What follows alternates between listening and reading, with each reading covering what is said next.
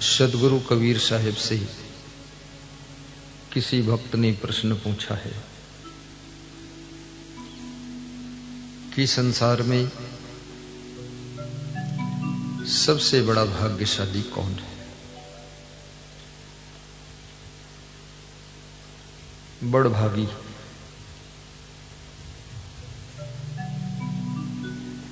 कबीर साहब कहते हैं, जिस मनुष्य के जीवन में चार बातें होती हैं वो बड़भागी होता है।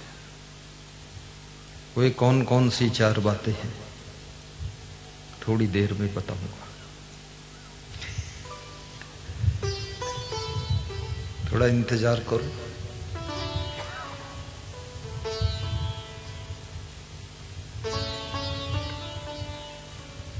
दूसरा प्रश्न, जब भगवान श्री राम अयोध्या से वनवास के लिए यात्रा प्रारंभ करते हैं, राम के मुखमंडल पर मुस्कान है। उनके मुखमंडल को देखकर आप ये एहसास नहीं कर सकते हैं कि राम का मन परेशान है। मुखमंडल पे मुस्कान है। अयोध्या से वियोग हुआ है, जिसका दुख तो है, लेकिन बुद्धिमान व्यक्ति दिल के दुख को अपने चेहरे पर झलकने नहीं देता है। हल्का व्यक्ति अपने चेहरे को संभाल नहीं पाता है और जैसी परिस्थिति होती है उसमें डूब जाता है। स्वयं को संभालना एक साधना है, दूसरों को संभालना एक कला है। और जो स्वयं को संभाल सकता है वही दूसरों को भी संभाल सकता है। जो खुद को संभाल नहीं सका वो दूसरों को कैसे संभालेगा। चलना संभल संभल के माया नगर यही है। इस माया नगर में परिवर्तन चक्र चल रहा है। कभी गर्मी, कभी सर्दी, कभी सुख, कभी दुख, कभी विश्वास, कभी संदेह, कभी प्यार, कभी मार, कभी फटकार, कभी पुरस्कार, कभी तिरस्कार। इस परिवर्तन चक्र में मनुष्य का जीवन नए नए आयामों को विजिट करते हुए गुजरता चला जाता है। आज तुम्हें पता नहीं है कल कैसी दुनिया में प्रवेश करूंगा। लोग कहते हैं वही दुनिया है, लेकिन नहीं। दुनिया रोज बदल जाती है। हर घंटे में दुनिया बदलती है, हर मिनट में दुनिया बदलती है। जहां परिवर्तन ही संसार की परिभाषा है, बदलाव ही संसार की पहचान है।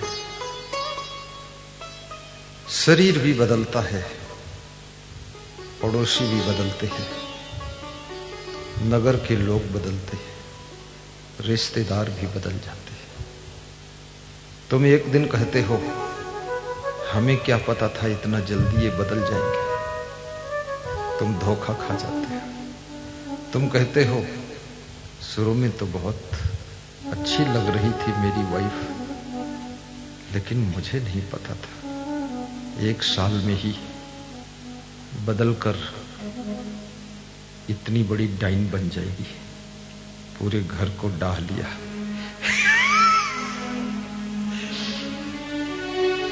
कभी कभी स्त्रियां भी कहती हैं हमारे पति तो पूरा बदल गए, बहुत अच्छा हुआ। अधूरे बदलते तो खिचड़ी रह जाते, उधर बदल गए, बढ़िया, एक जैसा हो गए। बदलना ही संसार का नियम है। लेकिन इस परिवर्तन चक्र के बीच में भी जो अपने आप को बुराइयों से अच्छाइयों की ओर चेंज करता है, दुर्गुणों से सद्गुणों की ओर परिवर्तन करता है, असत्य से सत्य की ओर यात्रा करता है, अविद्या से विद्या की ओर कदम बढ़ाता है और झूठ से सत्य को नमन करता है और धीरे धीरे दुनिया की अंधेरे में भटकने वाली आदतों को छोड़कर ज्ञान के प्रकाश में जीवन जीता है। वह व्यक्ति, याद रखना, बिगड़ने वाले तो बिगड़ जाएंगे, लेकिन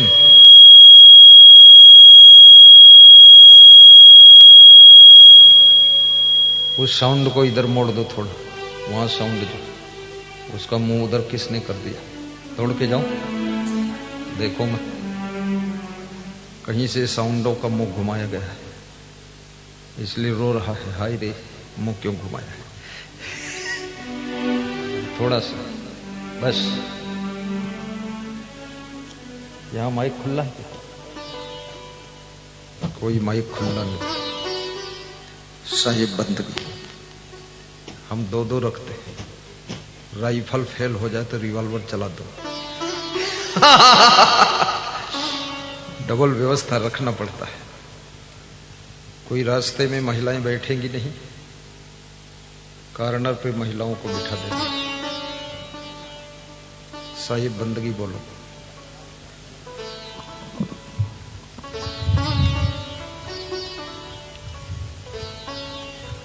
समय चक्र घूम रहा है,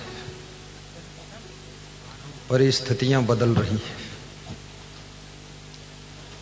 लोगों के स्वभाव बदल रहे हैं,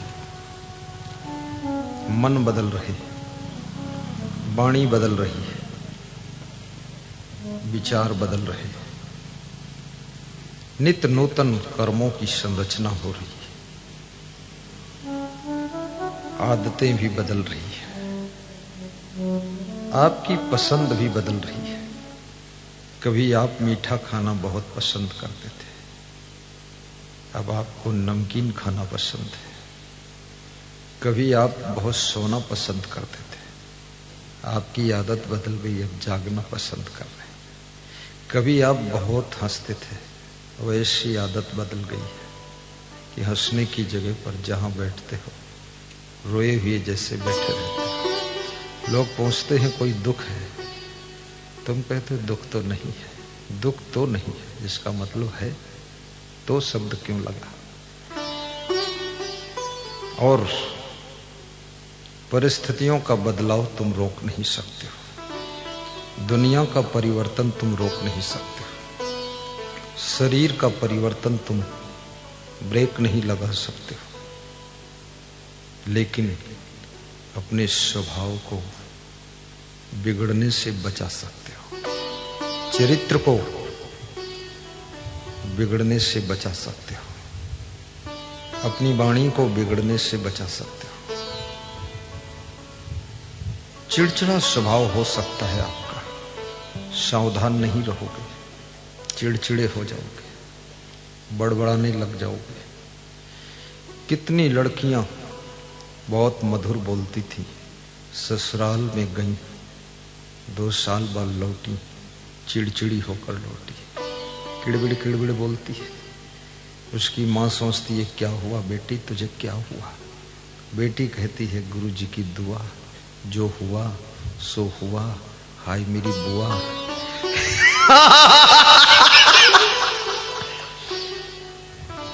बहुत दिमाग टेंशन में है, कितनी टेंशन कर लो, यहां कोई इनाम देने वाला नहीं। कितना तुम चिल्लाते रहो, तुम्हारे घर के लोग ही तुमको पागल होने का सर्टिफिकेट दे देंगे कि पिताजी कुछ पागल है। तो माँ माँ कैसी? बोली वो तो पूरा पागल है और माँ ने ही पिता को आधा पागल कर दिया। तो तू कैसा है? बोले हम भी थोड़ा थोड़ा पागल हो ही रहे हैं। ये पागलों का देश, पागलों की दुनिया, पागलों का संसार। आए थे खुशी से जीने के लिए, अथाह दुख में डूब गए। तो भगवान श्री राम 14 वर्ष का वनवास व्यतीत करने के लिए अयोध्या से प्रस्थान कर जाते हैं। जीवन एक लंबी यात्रा है, जीवन एक लंबा सफर है, लेकिन struggle is a journey. Struggle is a journey को रिलैक्स इज ए जर्नी बनाना है। हंसते हंसते जीवन की 100 वर्ष की यात्रा पूरी हो जाए, मुस्कुराते मुस्कुराते शेष जिंदगी जो बची है वो पूर्ण हो जाए। क्योंकि रोने से भी कुछ हाथ न लगेगा, दुखी होने से भी कुछ साथ न लगेगा, टेंशन करने से भी कुछ पास न मिलेगा, चिंता करने से भी कुछ खास न मिलेगा, और प्रसन्न रहने से कुछ खो नहीं जाएगा। इसलिए मैनेजमेंट, अरेंजमेंट, सेटलमेंट, एडजस्टमेंट हंस हंस करके करना सीखो। हंसते हुए मैनेजमेंट करो, मुस्कुराते हुए अरेंजमेंट करो, और खुश मन से एडजस्टमेंट करो। मजबूरी में नहीं, कमजोरी में नहीं, जरूरी समझकर खुशी पूर्वक जहां रहते हो वहां स्वयं को एडजस्ट करने की कला सीखो। याद रखना, जिनको एडजस्ट होने की कला मालूम है वे लोग पत्थरवाड़ा रहे तो भी सुखी है, और कटंगी रहे तो भी सुखी है, बालाघाट में जाए तो भी सुखी है, चाहे धोबी घाट में जाए तो भी सुखी है, चाहे कुत्ता घाट में जाए तो भी सुखी है। उनको घाट से मतलब ही नहीं, उनका खुद का घाट विवेक का घाट है, विचार का घाट है, जिस घाट पर जिंदगी एडजस्टमेंट हो जाती है, फिर जिंदगी में दुख नहीं रहता। राजस्थान में एक गांव था, वो जाटों का गांव था, उसमें जाट लोग रहते थे। जाट रेजिमेंट मिलिट्री में जाट बड़े साहसी होते। जाटों का शरीर भी हष्ट पुष्ट, चुस्त दुरुस्त तंदुरुस्त होता है। जाटों का शरीर लचपचाहा नहीं होता है। सिखों का शरीर भी मजबूत होता है। हम लोगों का शरीर तो मीडियम क्वालिटी का है, कुछ लचपचाहा भी है, कुछ ठीक भी है। सिख रेजिमेंट भी मिलिट्री में। जाट जब किसी देश से युद्ध होता है, जाट और सिख और यादव ये तीन लड़ने में आगे आ जाते हैं। उनके अंदर बहुत साहस है। तो एक जाट उस गांव से विदेश जा रहा था। कभी कभी धन कमाने के लिए तुम विदेश जाने के लिए सोचते हो, कनाडा चला जाऊं, अमेरिका चला जाऊं। जो अमेरिका गए हैं ये मत सोचना कि वहां कोई भजन करने गए, वहां धन कमाने गए, मजदूरी करने गए। जो भारत देश में 50 एकड़ भूमि के मालिक थे, अमेरिका में जाकर के किसी बड़ी होटल में बिस्तर सुधारने की मजदूरी कर रहे हैं और 500 एकड़ जमीन की कमाई पा रहे हैं। बस पति पत्नी बिस्तर सुधारते हैं। और अमेरिका के होटल एक भी मक्खी नहीं मिलेगी, धूल का कण नहीं मिलेगा, कमरों में बिस्तर में सलवट नहीं मिलेगी। इंडिया में तो ऐसे ऐसे होटल है जितने यात्री नहीं हो उससे दुगनी मक्खी मिलेगी, और चूक जाओगे तो छिपकली भी मिलेगी, और दाल में कीड़े मकोड़े भी मिलेंगे। और फिर इंडिया के लोग बड़े साहसी हैं, अगर दाल में कीड़ा निकले तो कहते हैं कि जीरा है, ये थोड़ा जल गया है। ये तो बहुत मांस मछली अंडा मुर्गा खाने वाले लोग, छोटे से कीड़े में इनको क्या फर्क पड़ता है। निवेदन करूंगा, शाकाहारी बनो, व्यसन मुक्त बनो, शराब न पीना है न पिलाना है, किसी को खुश करने के लिए जियोगे तुम्हारी सभी खुशियां छिन जाएंगी, और स्वयं खुश रहोगे तो जो तुमसे मिलेगा वो अपने आप खुश हो जाएगा।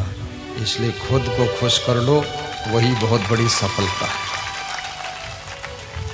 सबको खुश करने के चक्कर में स्वयं बहुत बड़े दुख के कुएं में गिर गई। एक सासू रो रही थी, कह रही थी 3 बहुएं हैं, 3 बेटा है, 6 पोती पोता है। तो हमने कहा तब तो तुम्हारी 5 उंगली घी में। बोले 5 उंगली, हमारी दोनों टांगें भी घी में। तो हमने कहा कैसे? बोले मैं ही जानती हूँ, गरम घी में टांगे गिरी, सब जल गई टांगे। सबको खुश करने के चक्कर में मैं बहुत दुखी हो चुकी हूँ। जो खुद को खुश नहीं रख सकता है, दूसरों को कैसे खुश रख पाएगा? याद रखना, दूसरों को खुश कर पाओ या न कर पाओ, लेकिन दूसरों को दुखी न करो। बस सब अपने आप खुशी मनाते रहेंगे। अपने आप को तुम खुशियों से भर कर रखो। मैं जिस रास्ते में निकलता हूं, आज पद यात्रा करते करते गए थे, उधर राइस मिलता, बहुत लोगों के घर पड़े बीच में, तो मैं अपने आप से बोल देता था, कह देता था राम राम, कुशल मंगल है, आनंद है। लोग मेरे से बोलते नहीं थे, मुस्कुराते थे। मैं हाथ जोड़ देता था तो वो भी हाथ जोड़ते थे। मैं ऐसे आशीर्वाद देता था तो बहुत सी बूढ़ी औरतें हमको आशीर्वाद देती थी। तो मैं समझ गया कि जो दोगे वही तो मिलेगा। और सबसे हालचाल पूछता हुआ लगभग 4 किलोमीटर की पद यात्रा किया। और मैं तो हंसता रहा। मैं तो हंसते हंसते थक जाता हूँ, इतनी हंसी आती है। और क्यों आती है ये मत सोचना कि इनके पास बहुत बड़ा खजाना इसलिए आती है। खजाना होता तब तो टेंशन हो जाती। खजाना वजाना नहीं, हमारे पास में विवेक है, वैराग्य है, विचार है, सद्गुण है, सदाचार है, त्याग है, ब्रह्मचर्य है, नियम है, संयम है। बस खुशी संयम नियम के पथ पर चलने से प्राप्त होती है। इसलिए धनवान बनो, महान बनो, गुणवान बनो, लेकिन संयम नियम का रास्ता मत छोड़ना। चाहे करोड़पति बनो, राष्ट्रपति बनो, या अरबपति बनो, या पत्नी के पति बनो, पर थोड़ा संयम नियम बनाए रखना। और जिसके नियम टूट गए उसका संयम टूट जाता है, और नियम जिसने पालन कर लिया उसका संयम भी सफल हो जाता है। नियम से जिंदगी संवर जाती है और संयम से जिंदगी सुधर जाती है। संयम से जिंदगी सुधर जाती है। नियम बना लो, रोज सत्संग